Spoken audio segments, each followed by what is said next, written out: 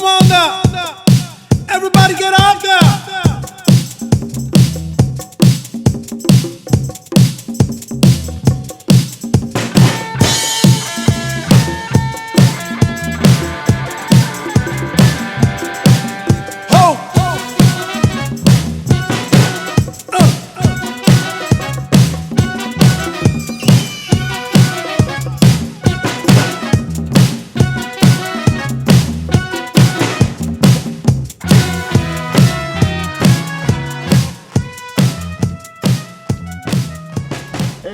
Welcome to the Preston Lopez Show. My name is Vlad Rios. It is an honor to be here with photographer and writer Lester Blum. Thank you. And also with editor and researcher Elaine Blum. Welcome to the show once again for you. I think, Elaine, this is like your first time here, sort of? No, I think the second time, because I think we did an interview before. So we are here to discuss your new book in your collaboration with Elaine.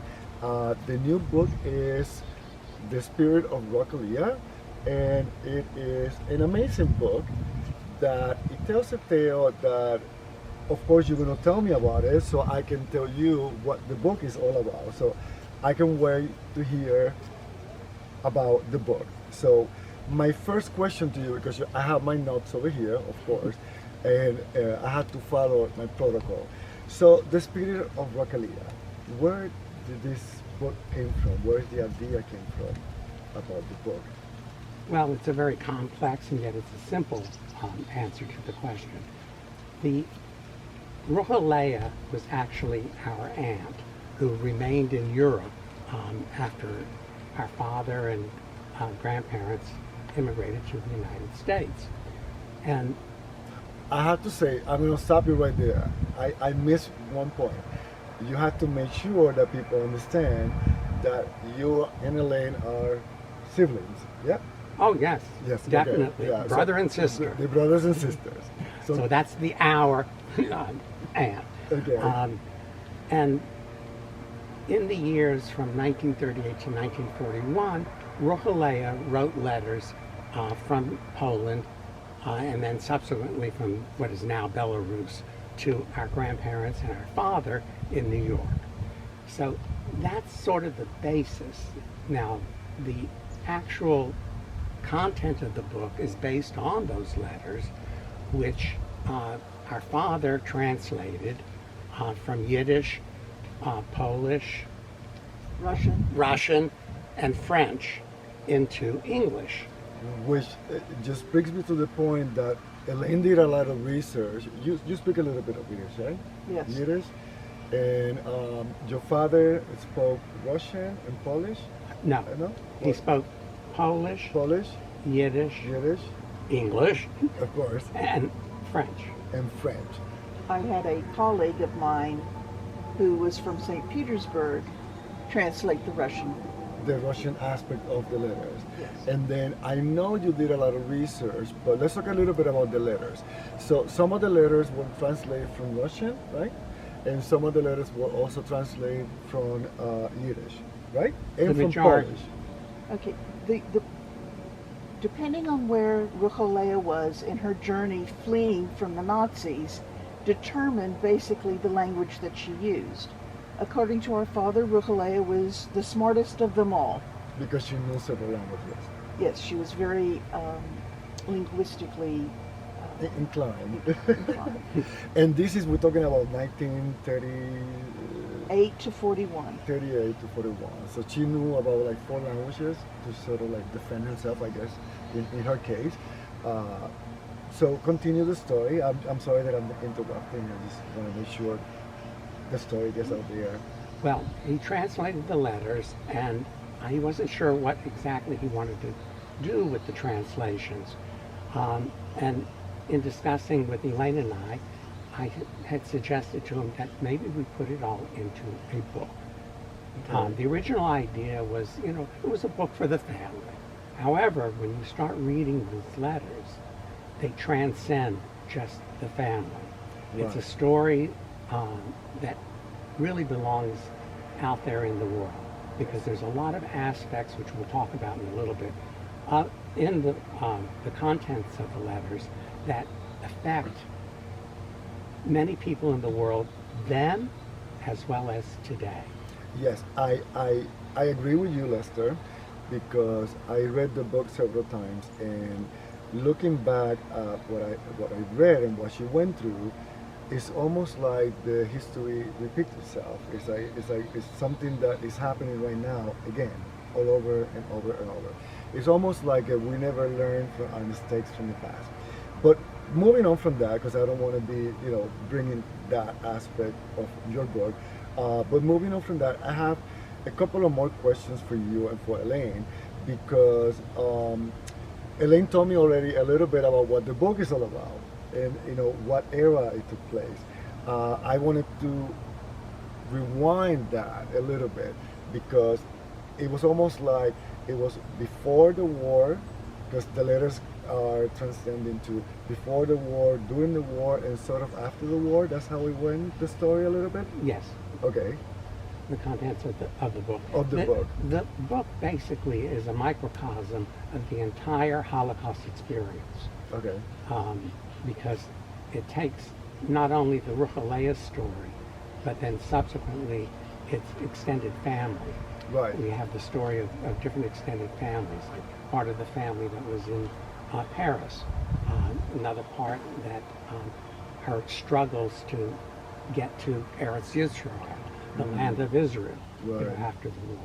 And part of the family that ended up in Siberia. Correct, and that's also in the book.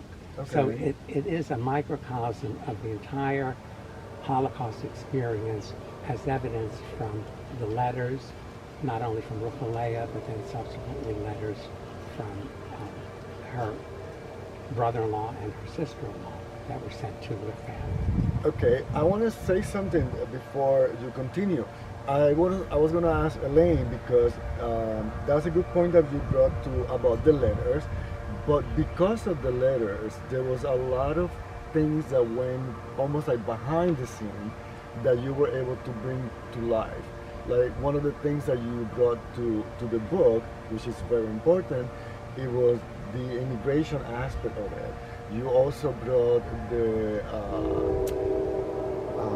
you were telling me before about the family tree, the family, what do we call that, ancestry, right?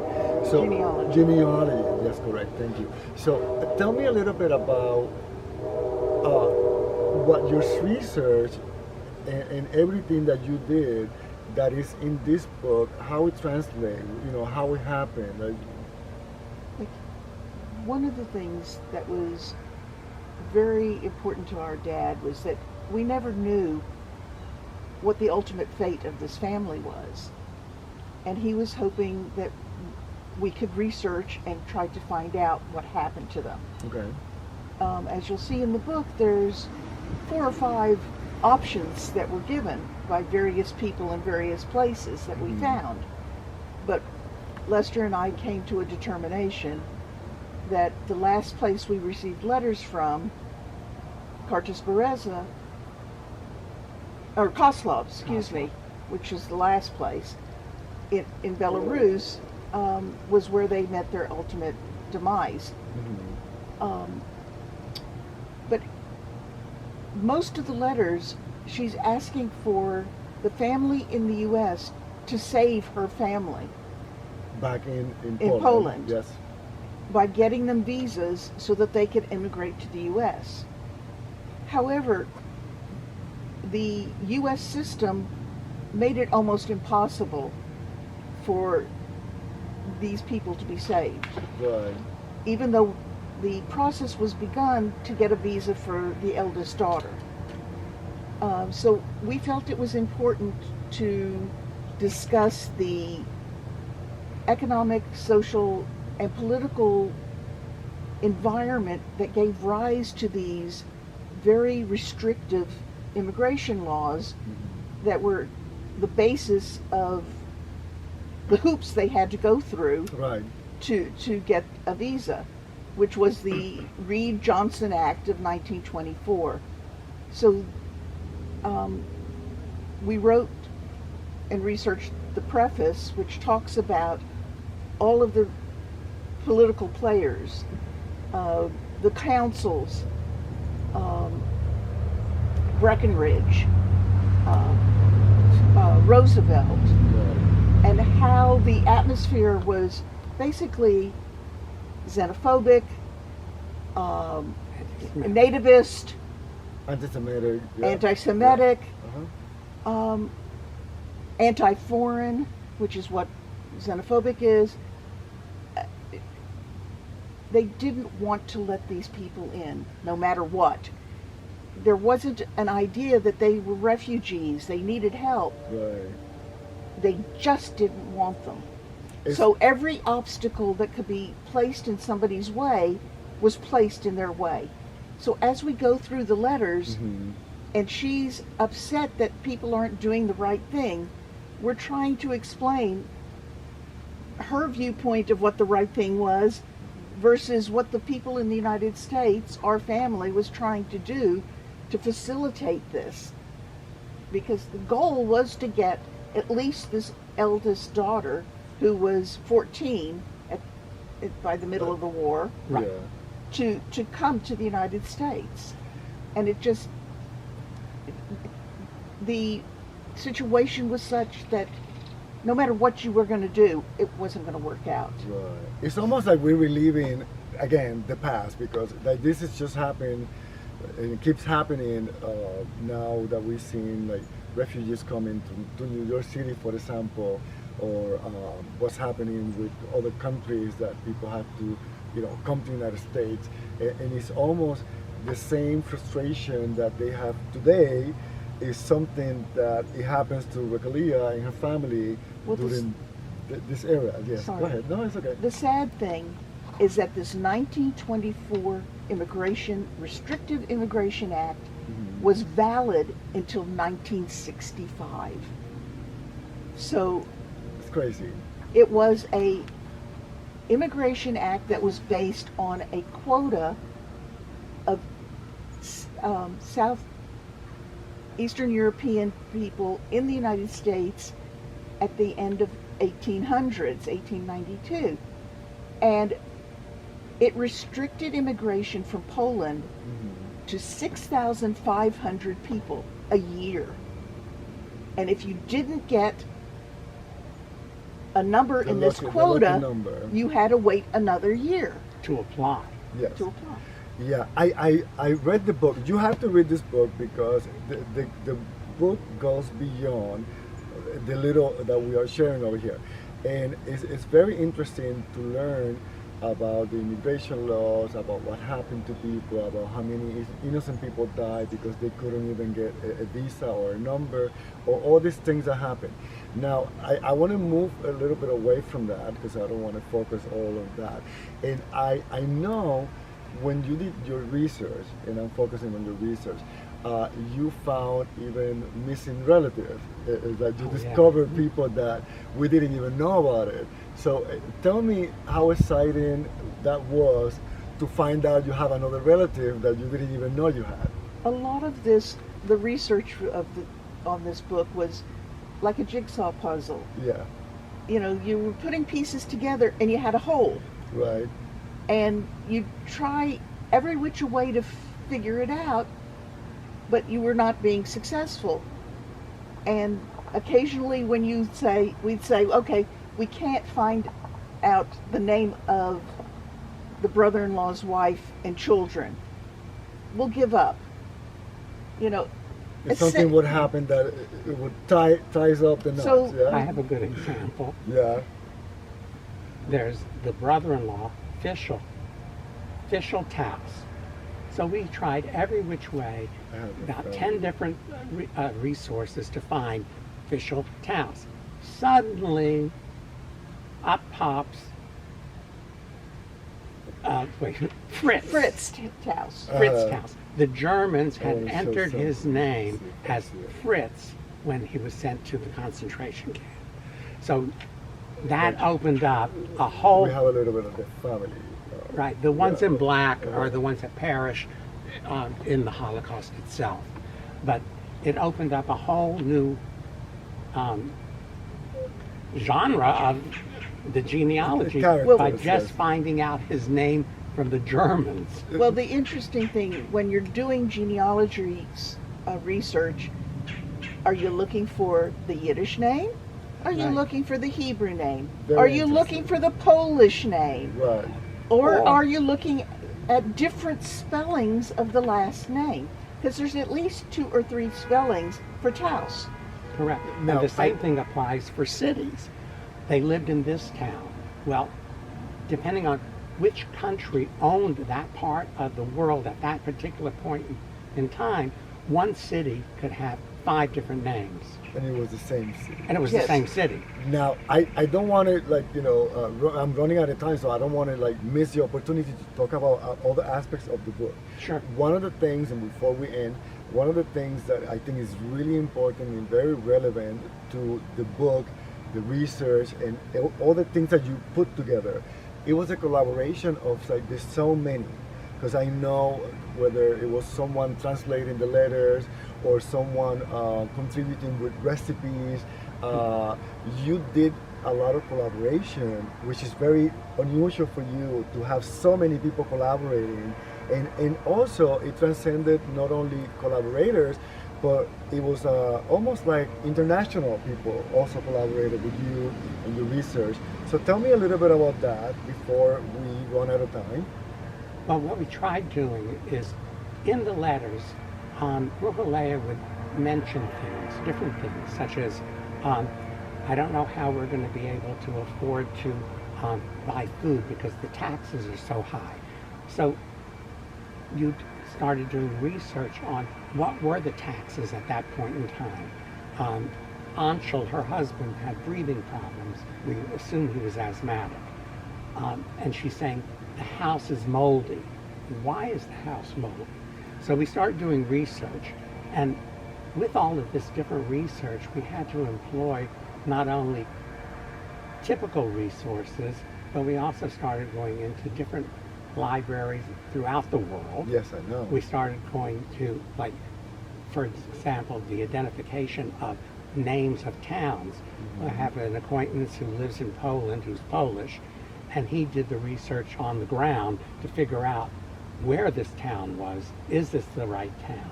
We also had a doctor confirm medical Information. We had the sister-in-law, Fega, in her travels, so we contacted a professor at the University of Warklaw who gave us information of what was happening at that point in time, because he's a professor of Jewish studies specializing in that field. So there were people throughout the world. Oh, even Brazil. Right. That We- was part of the story. Yeah, Right. yeah, it goes We back. forgot. I Okay. almost forgot about that. Yes. And we also found extended relatives who were 100 years old. Uh-huh. Shirley, who was connected to the Taos family in Brazil, and And Shabbatai, Ruchel is Oh, sister-in-law. in Israel. Yeah. and Shabbatai, who was a cousin of my father's, lived in the little town, was there around the time when the Germans came in, who was 106. Right. He just recently died. I think it was like He a died few in months ago. 2020. Yeah. Yes. Okay. Okay. So before I end up running out of time, for real, let's talk about what message. I'm going to start with you. What message you wanted to share with people, because this is a book for everyone, and I promise you, you're going to love it. But what message do you want to share with everyone that is the most important thing for you personally? And then Elaine can tell me her thoughts. Well, I think the most important message from the book is that we can never forget what actually happened because of the relevance of today. I think it's very unusual for a nonfiction book, a nonfiction history book, to have relevance into the modern world, because there's so many aspects of what is in the spirit of Ruchel that is happening today in the world, from the hatred, from the anti-Semitism, from immigration, from refugees. It's all happening once again in today's world. And, Abuse of I mean, power, things like that. of that exactly. nature, yes. So I think the most important aspect to me is that we cannot forget what happened, and hopefully we can learn from it, and hopefully the new generation will live in a better world. Okay, Elaine, your thoughts? I think I agree with Lester on that, but I also think that what this book entails is a story of how women always seem to rise to the occasion. Women tend to be the backbone of the family. Women tend to take care and nurture and make sure that the family survives. Not only Ruchel, but her sister-in-law Fega, who tried to illegally get into Israel with her children. What she went through to save those children. What the cousins, the Tao's cousins in Paris went through to be safe and to survive the Holocaust. Don't ever demean the strength of women. Underestimate the power of a woman. Exactly. Absolutely. I agree with you, Elaine. Well, on behalf of the Preston Lopez Show, thank you so much for being here with us. Lester, thank you so much for being here. Elaine, it was a pleasure having you guys here. And here is the spirit of Ruchel. Thank you guys for watching.